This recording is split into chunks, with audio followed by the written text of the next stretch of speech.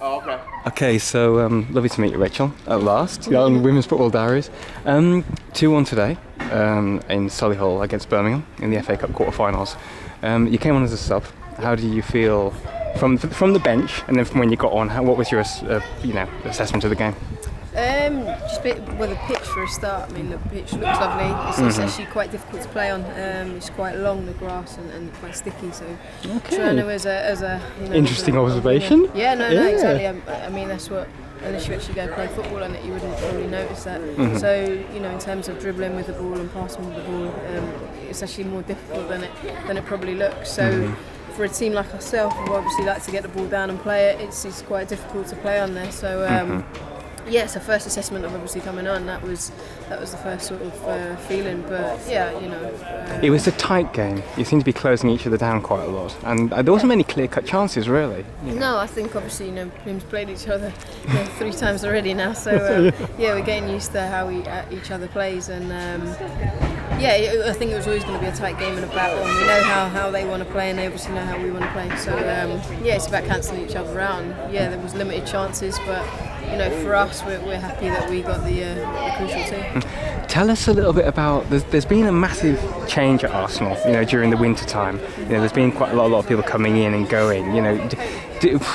Would you say this coming season is going to be quite a transitional period? Would you say for the season? Do you reckon? Do you know what I mean? Yeah, definitely. I mean, obviously we've got a lot of players that need to, find their place in the team and understand how obviously Arsenal plays, and and we need to adapt, and that's always once you lose, I think it was 8 players, and bring in I think we brought in 6, so it's difficult. It's always going to be difficult. But they seem to be blending in. Well, that's what I mean. I think for us, the Champions League came too early, and we were really disappointed in our performances and how we played. But I think it just literally came too early for us, and we hadn't blended and gelled as a team. And give us time towards the latter end of obviously the season. I expect that we'll be seeing sort of the flowing football that Arsenal want to play.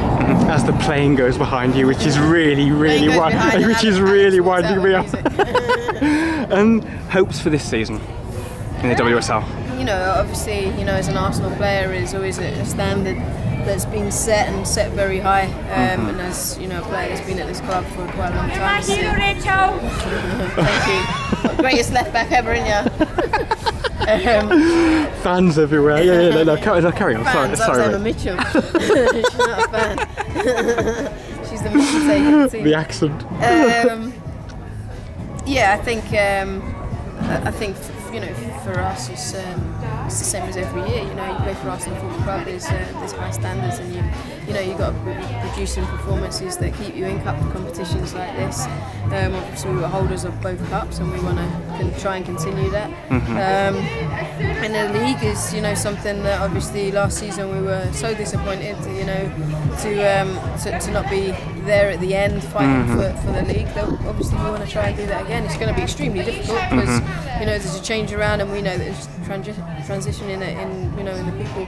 It will take time, but the expectation is still high. This is Arsenal Football Club. I was up in Liverpool a few weeks ago, and I was talking to Lucy Bronze and Gemma, and obviously Gemma's gone to Liverpool now, and Gemma told me that she said, despite the changes and like the clear out almost that you like at Arsenal, she said that you're still a team to watch. Of course. Gem knows better than anyone. Of course, yeah. She's been at the club that long that she knows the high standards that Arsenal Football Club sets itself, and it's disappointing as a player that's been here for quite a long time to see some of your mates really move on, but you don't begrudge them ever move and what it is that they need to do. What does it mean playing for Arsenal, Rachel, to you? With no disrespect to any other team, this is the best team in the country. Have you ever had offers abroad or anything like that to go? Yeah. But this is obviously I'm an Arsenal fan. This is where I want to play my football, and hopefully end my career here. And I've had some fantastic years playing football here, and I've had a fantastic career in football. Played had the opportunity to play for Fulham, even Birmingham, which is I enjoyed my time here. But Arsenal's always been the number one for me. Was the Olympics special? Yeah, I think every tournament, Olympics was different because it's You know, it's not like when you go into like a football tournament, like a World Cup or a Euros, it's all centred about the football and about every team. The Olympics was just, you know, it is amazing, every sport, and you know, you go out and watch other people competing in their sport for your country, and you know, it was fantastic, you know, team event. So it was brilliant to be part of that. Something definitely I'm sure we'll never forget. And England look pretty set up for the next World Cup in Canada. Yeah, I mean, obviously the group that England have got. You know. And Mark's taken over, and you know, a lot of. I've been talking to a few players, and it's all changed around. You know, like you know. Yeah, I mean, obviously, you know, the group that they're in, we're in. Obviously, you know, you would think that we're going to qualify from that, but. You know, obviously everybody has to still work hard, and it will be a tough challenge to go into a World Cup. You know, it's fantastic playing against the teams that are in the group, but you know, they're lesser sides. It's about playing against the more difficult sides and the best teams in the world. And that's where, you know, you really want to see the team compete and make sure that the team's at the highest standard. When obviously you get to the World Cup where you play against a quality team, so I think that's when, you know, England needs to judge itself and make sure that getting to the World Cup's one thing, but playing and performing and obviously, you know, dreams of going and winning it, that's another, and that's what we should be looking at as a country. We should be doing that. Okay, just to close with, I was on a tram this week from Croydon to Wimbledon, and I happened to see a metro there, and I opened up the metro and I saw a lovely photograph of you, with your O.B.E. So tell us just a little bit about, what day was this? This was on... it was on Thursday. On Thursday. Just tell us a little bit about how the day unfolded. How did it all go for you? Because it doesn't happen every day, does it? Yeah. No, definitely not. Yeah, it was a pretty cool day. Obviously, I went down with my family. Unfortunately, we got stuck in London traffic and ended up being the last ones there. But no surprise to probably my teammates. That was the last one there. But and who gave it to you? Who did you receive it from? It was Princess Anne. So, wow. Yeah, it was pretty cool, and she obviously spoke about football and about Arsenal, and you know, it's just shows how much the game's moved on. But I mean, it's very special for me, obviously, not just my playing career, but you know, the coaching and the work in the community that I did. That was seen as part of it. So you know, that to me is very special that was seen. So I thank whoever, or the people, the person. I'm not quite sure who nominated me. Just while I've got you, Rachel, just really quickly, how do you feel this game has come on, and what in your eyes needs to be done for it to progress more and to catch on more, and you know, how do you feel the women's game is progressing?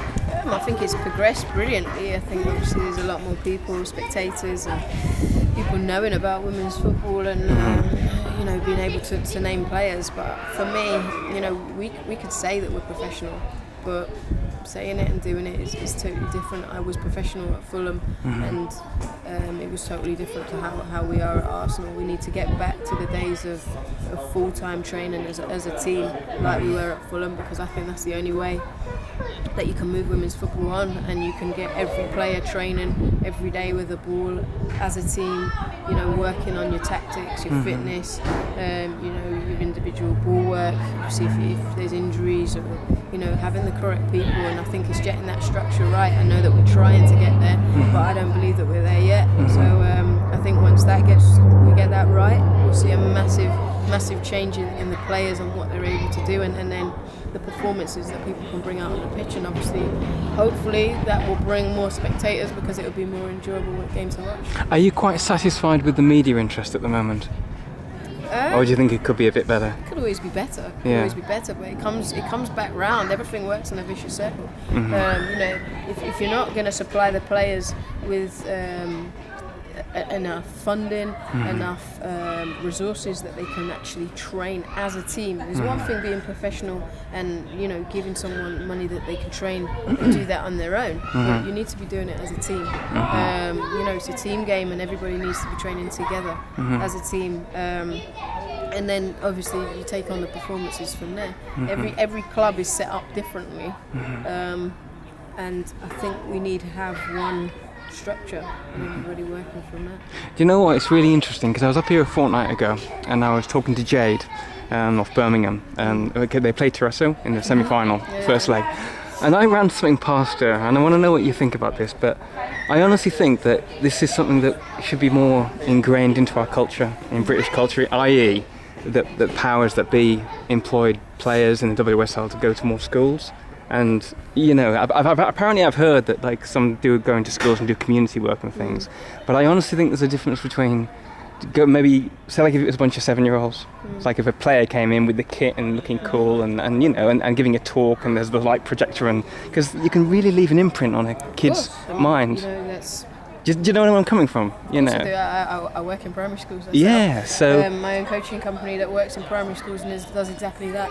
End of the day, when you're out there, you're wearing a tracksuit. I learned from an early age and put the Arsenal tracksuit on. I'm a role model to the sport. Yeah. And I'm representing Arsenal Football Club, and it's you know, my actions will be looked at by other people, by people that aim to aspire to whatever I do, and all the other girls are exactly the same, and that is our duty. So yeah, I agree with you that people should be going into primary school. I honestly think you can leave an impression more on a 7-year-old than you could a 10-year-old. Yeah, I agree that the primary school market, but I also agree that it shouldn't just be focused on girls because we're girls. That we should focus on girls. Football is a game, but it is a sport that anybody can play, and I believe that you should go in like I do. I coach boys and girls, and you know, offer them the same sort of support and fun, and tell them who I am, and make sure that they understand that, you know, Arsenal has a men's team and a ladies team and a youth team, you know, and centre of excellence of both boys and girls, and you know, there are opportunities for everyone to play, no matter whether you're a boy or a girl. Because obviously it's you know, you've got to have the passion, you've got to have the desire, also you've got to have the skill, but you know, you can work hard, you can do things. Okay. Well, listen, if you're around after the Man City game, I'll be sort of like hanging around doing my little bits, but listen, it's an absolute joy meeting you, and it was worth the wait, even though you kind of like left me hanging around for a few minutes, but no, listen, All Rachel. good things are worth the wait. No, It's lovely to meet you. Lovely to meet you. Nice Take to meet care. you. Take All care. right. Bye-bye now.